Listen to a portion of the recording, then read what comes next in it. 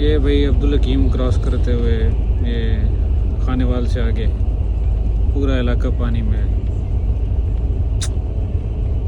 पूरा घर पानी में है।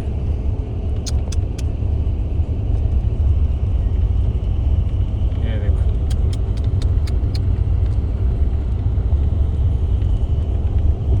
अल्लाह रहम।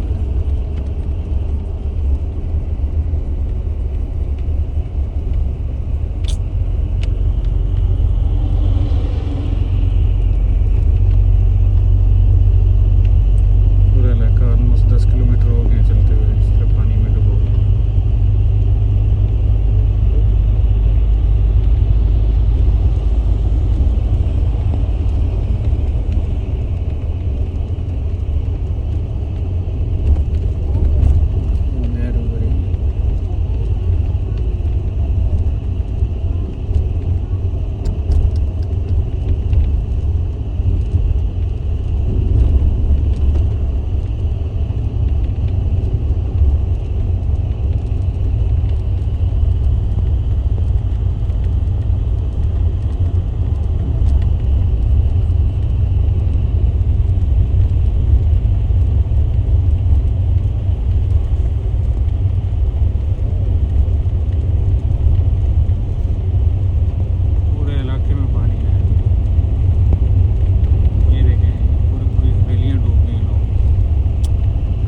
ये तो दरिया है।